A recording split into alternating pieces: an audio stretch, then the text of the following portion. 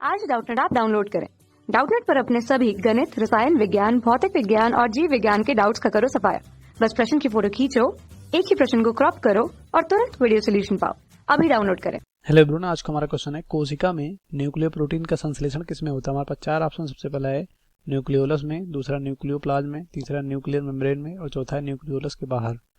तो कोशिका में यहाँ पे न्यूक्लियर प्रोटीन की बात कर रहे हैं। तो कौन सा प्रोटीन, मतलब ऐसा प्रोटीन जो डीएनए यानी न्यूक्लिक अम्ल के साथ जुड़ा होता है, डीएनए आरएनए के साथ जुड़ा होता है, ठीक है, उसी को यहाँ पे, ठीक है, इस प्रोटीन को ही, ठीक है, मतलब जो डीएनए आरएनए के साथ जुड़ा होता है इसी प्रोटीन को क्या बोलते हैं, न्यूक्लियो प्रोटीन, ठीक है, जैसे कि हिस्टोन प्रोटीन, ठीक है।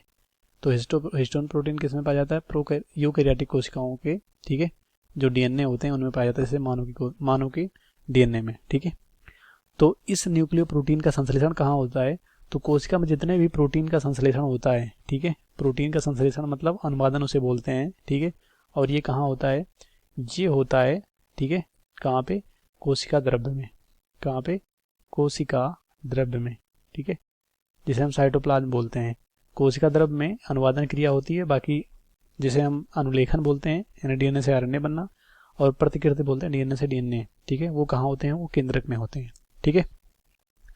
तो यहाँ पे न्यूक्लियर प्रोटीन का संश्लेषण किसमें होता है, वो कोशिका द्रव्य में होगा, ठीक है।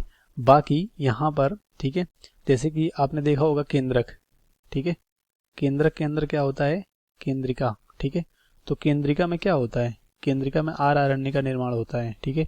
और यही आरएनए, ठीक है, किसके साथ, यहाँ पे राइबोसोम का कह सकते हो पार्ट होता है, मतलब केंद्रिका का जो मुख्य काम होता है आरएनए का निर्माण होता है, और बाकी यहाँ पे केंद्रक में डीएनए और आरएनए बनते हैं, जो और प्रकार के आरएनए होते हैं, ठीक है। तो देखते हैं कौन सा ऑप्शन सही होगा। सबसे पहले न्यूक्लियोलस में, ठीक है, यहाँ पे क्या बोला गया है, न्यूक्लियोलस। तो न्यूक्लियोलस में आरएनए बनता है, जिससे यहाँ पे ये राइबोसोम बनाने के लिए जिम्मेदार होते हैं आरएनए और प्रोटीन मिलकर, ठीक है।